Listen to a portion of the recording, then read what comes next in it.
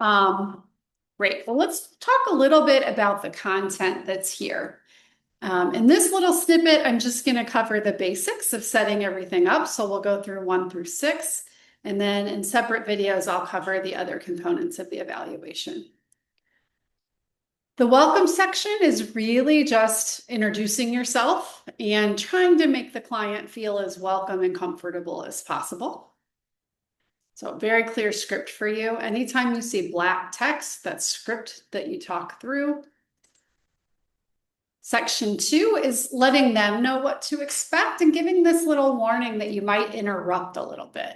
In order to get through everything in a timely way, you will sometimes need to let people know that you don't need a certain detail, or they can give you the shorter version of a story. And it's really good to set that tone from the beginning so that it's easier to interrupt people as you go.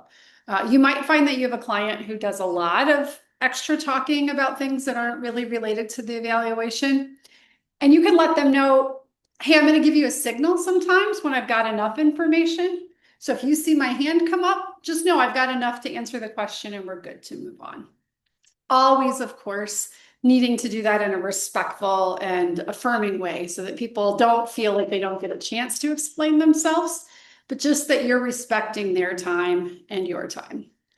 And then this is the reminder, this next paragraph is the reminder that they do need to have their camera on, but that you also recognize they're autistic or maybe autistic, and maybe they're not comfortable looking at the camera. Maybe they need to look off screen. I'm wiggling back and forth the whole time I'm talking because that's the thing my body needs to do. And you need to let them know that they can do whatever they need to be comfortable in session. When you're done with that, you click next section and you get to the next part. You'll want to confirm that they are who they say they are. You'll check on their preferred name.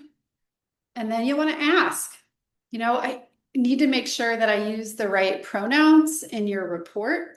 What would you prefer that I use? And they will tell you. We get requests to use neopronouns like Z's or other things here, and really just can't accommodate all of the different options.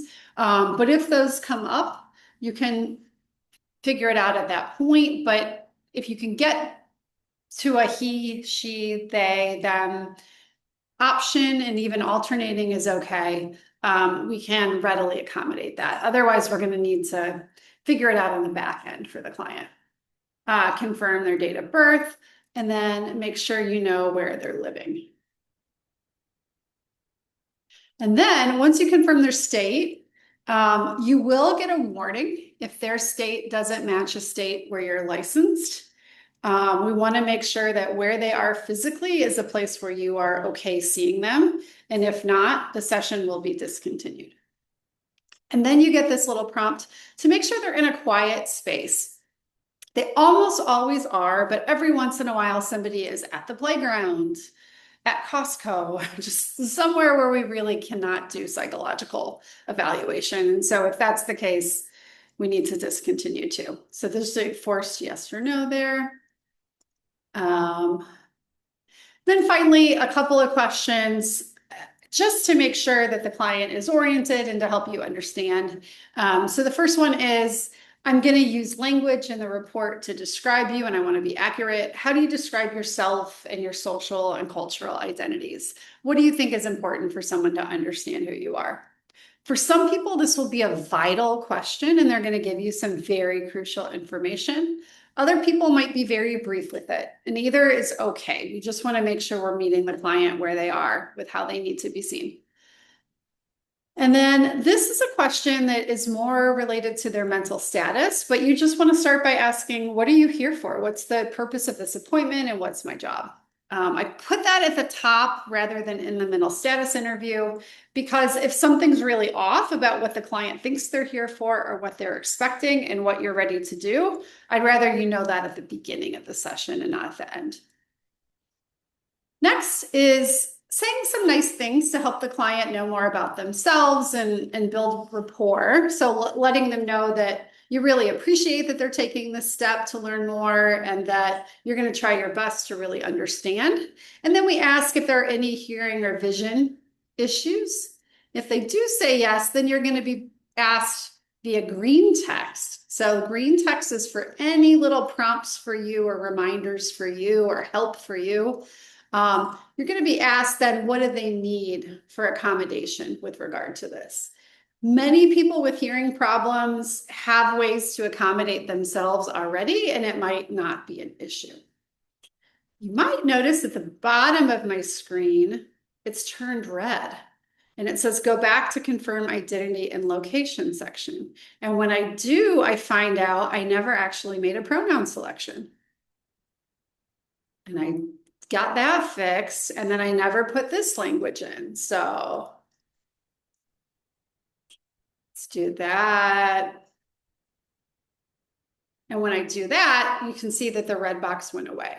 So those red boxes are just making sure that you have every section complete. You can ignore them as long as you need to, as long as you want to. Like if there's a section that you know the client asked you to come back to at the end and you're doing that, that's fine.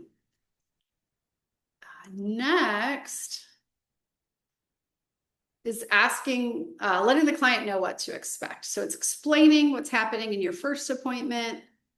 It's explaining about the forms and different things and kind of talking them through the whole evaluation. And also giving a little warning that, you know, sometimes we have cases that we don't end up understanding whether there's really a diagnosis or not. So we kind of warn them and prep them for that.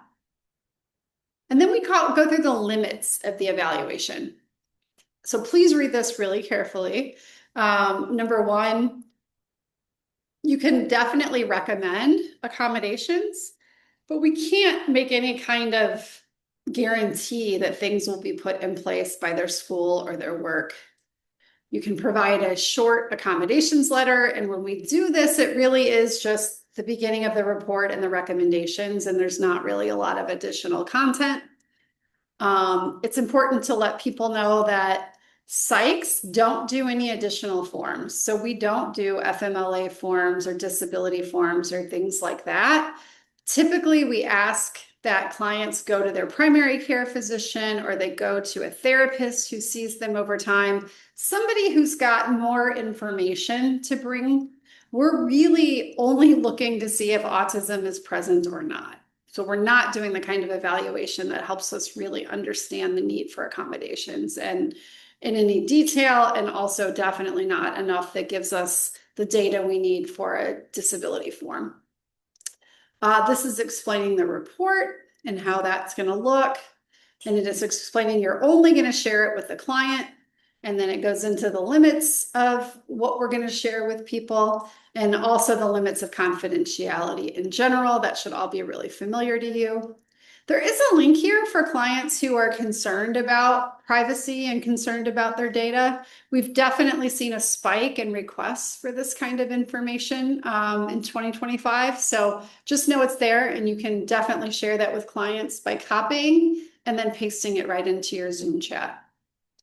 Confirming that the clients say they understand, confirming that the clients consent to the evaluation based on its purpose, and then letting people know that they can do whatever they want with sharing their report, and again, explaining how you're going to share it. Then the next section I'm going to talk about in the next video.